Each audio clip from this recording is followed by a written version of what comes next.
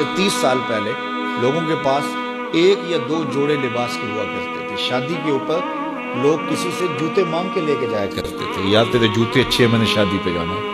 امیر بھی ایسا کرتے تھے, غریب بھی ایسا کرتے تھے. میرا ایک دوست مذاق سے کہتا ہے, پہلے جب کسی سے پوچھتے ہوتے تھے کیا حال ہے, وہ کہتا تھا شکر ہے. آج پوچھتے تو کہتا ہے شکر ہے.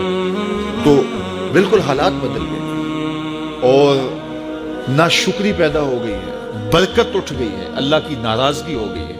یہ ناراضگی کیسے ہوتی ہے؟ جب ہم اس کے حکموں کو توڑتے ہیں تو پھر وہ ہماری پرواہ کرنا چھوڑ دیتا ہے. پھر صحرا میں پڑے ہوئے خشک پتے کی طرح ہوائیں چاہے ادھر اڑائیں چاہے ادھر اڑائیں, اللہ کو کوئی غرض نہیں ہوتی, وہ جدھر مزید دھکے کھاتا پھرے.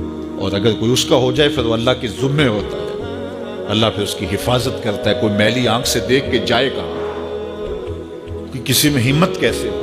حضرت سفینہ رضی اللہ تعالیٰ عنہ جنگل میں بھٹک گئے تو انسانی بھوک سونگ کے شیر جب حملہ آور ہونے کے لیے قریب آیا تو حضرت سفینہ رک گئے اور شیر کی آنکھوں میں آنکھیں ڈال کے کہا, اور جنگل کے بادشاہ جانتا نہیں میں کون ہوں, میں رسول اللہ کا نوکر ہوں.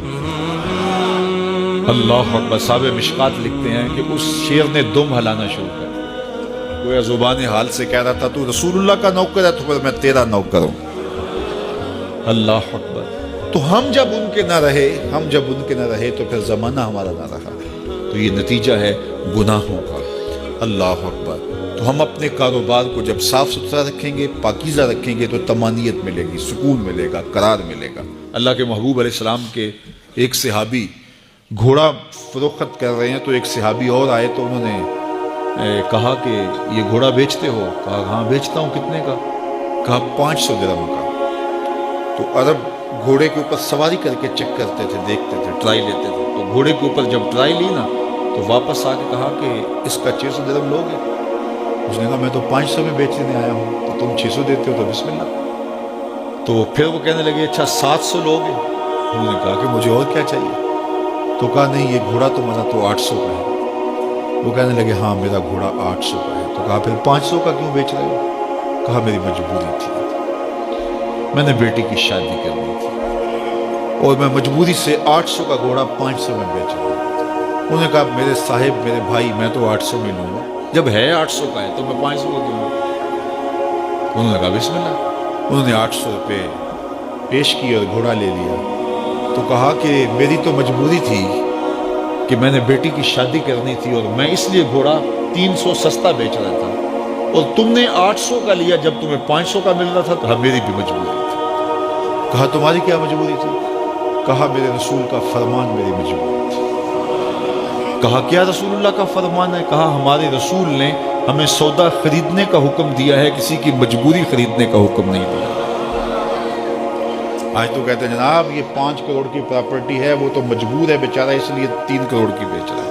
ہم کہتے ہیں بس ہاتھوں ہاتھ اٹھا لیں. یار اگر کوئی بندہ اپنا گھر بیچ رہا ہے اس لیے کہ وہ مجبور ہے اور وہ 1 کروڑ روپے کا ہے, تو ہم اس کو 50 کا کیوں خرید رہے ہیں جب ہے 1 کروڑ کا؟ 1 کروڑ کا خریدے. اور جو ساری زندگی لوگوں کی مجبوریاں خریدتے ہیں, فلاں پراپرٹی فلاں کی مجبوری سے خریدی, فلاں پراپرٹی فلاں کی مجبوری سے خریدی. کچھ لوگ اس طاق میں رہتے ہیں, کوئی مجبور ہو تو اس سے خریدے. اللہ اکبر. پھر ایک وقت آتا ہے کہ یہ مجبور ہوتا ہے اور اس کی پراپرٹی کوڑیوں کے بل بک رہی ہوتی ہے. ہم نے اپنی آنکھوں سے ایسے مناظر دیکھے. تو کسی کی مجبوری نہ خریدیں, سودا خریدیں. طاق میں نہ رہیں کہ کوئی مجبور ہو تو سستا بیچے. جو اس کی قیمت ہے اس کی قیمت سے لیں, پھر دیکھنا کہ عرش کا رب اس کے اندر برکت کتنے ڈالتا. شیخ سعدی فرماتے ہیں میں رود بار کے جنگل میں تھا تو ایک آدمی چیتے پہ سوار اور ہاتھ میں سانپ کا کوڑا پکڑا میرے پاس آ کے رکھتا ہے. تو سانپ کا کوڑا ہاتھ میں اور چیتے پہ سوار, تو میں ڈر گیا. جب میں ڈر گیا تو وہ مسکرا پڑا. اس نے کہا سعدی ڈر گئے ہو؟ میں نے کہا بات ہی ڈرنے کی ہے. کہا تو خدا کا ہو جا, خدا کی خدائی تیری ہو جائے.